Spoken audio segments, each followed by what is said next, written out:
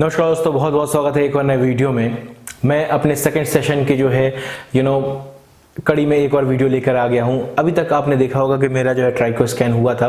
Tricho scan में जो है मेरा डोनर एरिया जो है एक एवरेज कैंडिडेट माना गया है मुझे हेयर ट्रांसप्लांटेशन का, क्योंकि 2 या 3 ग्राफ्ट ही है मैक्स टू मैक्स मेरे डोनर एरिया में, और कुछ थिनिंग भी है, मेरे डोनर एरिया में भी थिनिंग है। एक अच्छी चीज़ बताई गई है कि मेरा डोनर एरिया में जो ग्राफ्ट की क्वालिटी है, कुछ ग्राफ्ट की जो है मोटाई अच्छी है, ग्राफ्ट में मोटाई अच्छी है, और डोनर एरिया जहाँ से जो है मेरा ऑलरेडी एक्सट्रैक्शन करा गया है वहाँ पे थोड़ी बहुत थिनिंग भी देखी गई है बालों में। तो ओवरऑल जो है एक एवरेज कैंडिडेट हूँ मैं, ना बहुत अच्छा डोनर एरिया है ना बहुत ही ख़राब डोनर एरिया है। इवन ट्रांसप्लांटेड एरिया भी बहुत ज़्यादा हेल्दी नहीं है, थोड़ा सा अनहेल्दी भी है मेरा ट्रांसप्लांटेड एरिया। तो आज के वीडियो में जो है हम अपने डोनर एरिया को और अच्छी तरीके से दिखाने की कोशिश करेंगे, उसको जो है शेव करेंगे और देखेंगे कैसी कंडीशन है, पुराने मार्क्स कैसे हैं, नहीं है, ठीक है। और ऊपर से मेरा मेडिकल टेस्ट होने वाला है, मेडिकल टेस्ट में क्या रिपोर्ट आता है नहीं आता है, इसके ऊपर ही आज हम बात करेंगे। उससे पहले कुछ लोग जो है मुझसे ये पूछ रहे हैं कि भाई आपने जिस क्लिनिक से हेयर ट्रांसप्लांटेशन करवाया है उसके आप रिजल्ट तो दिखाइए। पूरी दुनिया के लोग जो अपने अपने क्लिनिक के जो रिजल्ट दिखा रहे हैं, आप अपने क्लिनिक के रिजल्ट्स क्यों नहीं दिखा रहे हैं? तो मैं आपको बता देना चाहूँगा कि अभी मैंने ट्रांसप्लांटेशन करवाया हुआ है। इससे पहले मैं आपको बता देना चाहूँगा कि मैंने ये क्लिनिक कैसे सजेस्ट किया, कैसे चूज़ किया, सॉरी।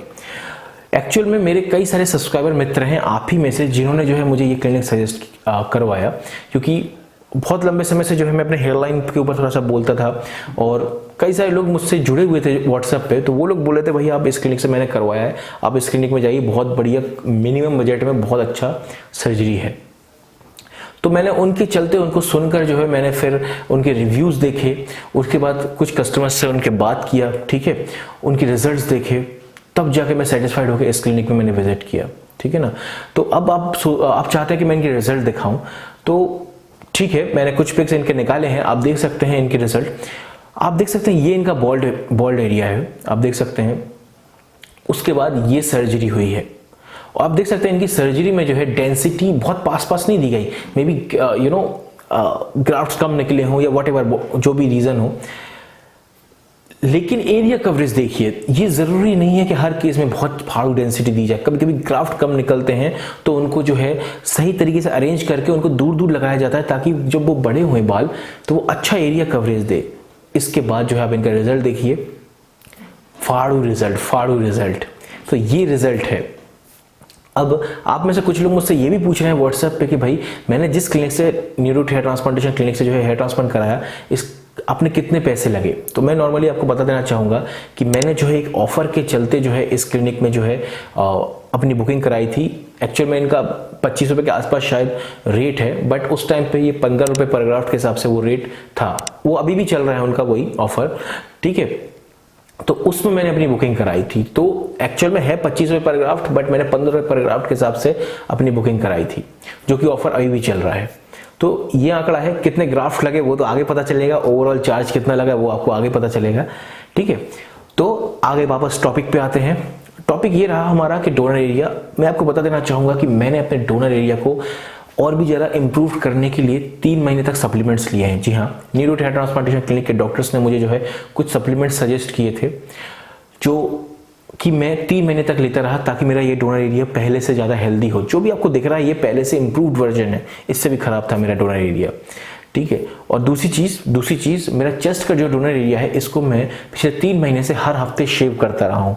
हर हफ्ते उल्टा सीधा शेव, ऐसा ऊपर नीचे ऐसा शेव करता रहा हूँ। इसका कारण ये है कि चेस्ट के जो बाल होते हैं, चेस्ट का जो डोनर एरिया होता है, उसमें most of the hairs are in resting phase. वो रेस्टिंग फेज या शेडिंग फेज में रहते हैं, मीन्स वो ग्रोथ फेज में नहीं रहते हैं।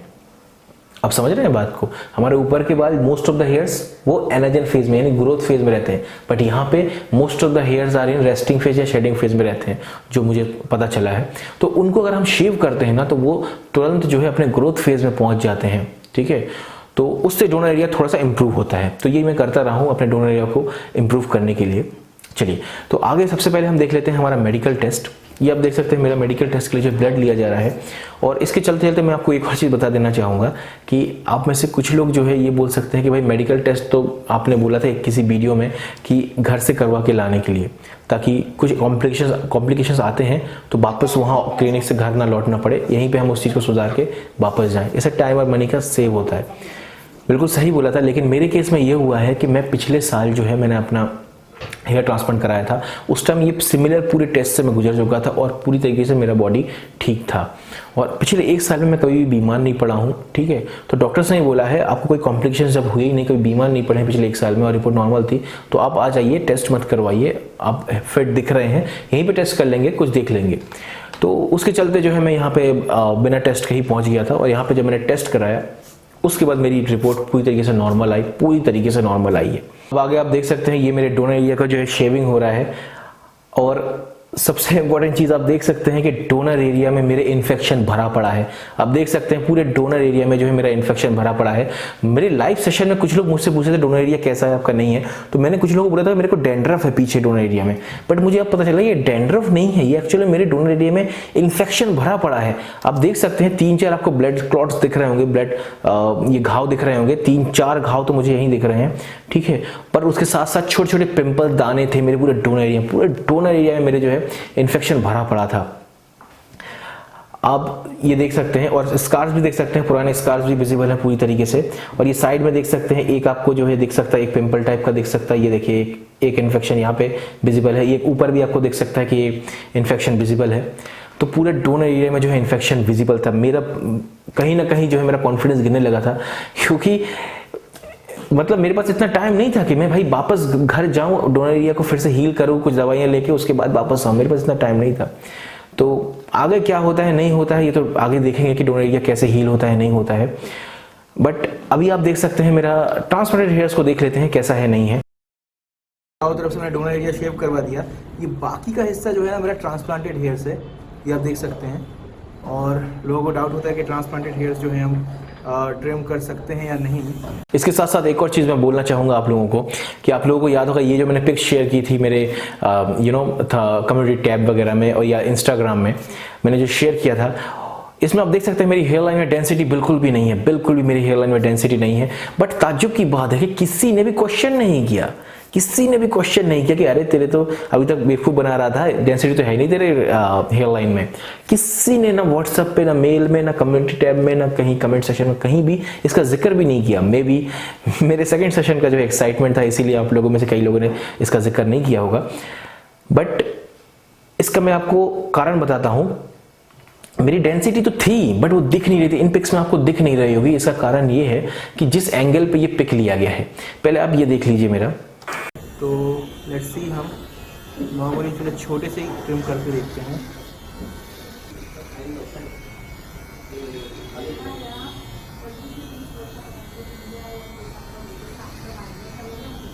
अब देख सकते हो दोस्तों ये है मेरा एक्चुअल बालों की डेंसिटी।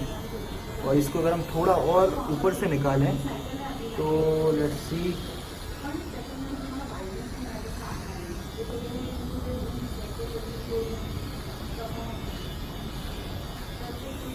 ये देख सकते हैं ये है छोटे बाल।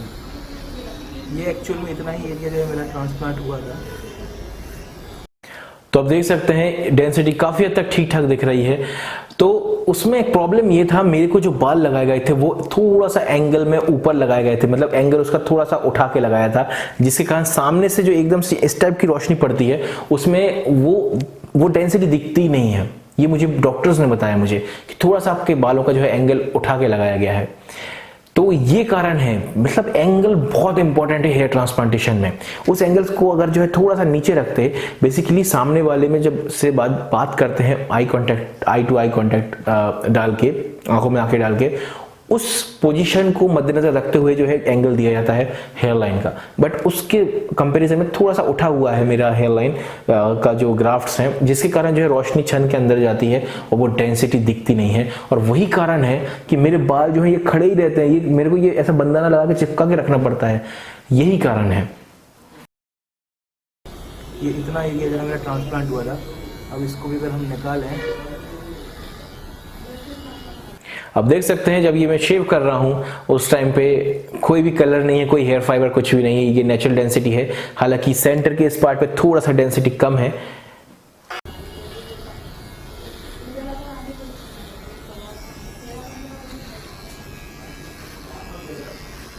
ये एक्चुअली ये जो लाइन दिख रही है अभी मेरी हेयर लाइन डिजाइन की गई थी, इसीलिए वो लाइन दिख रही होगी आपको।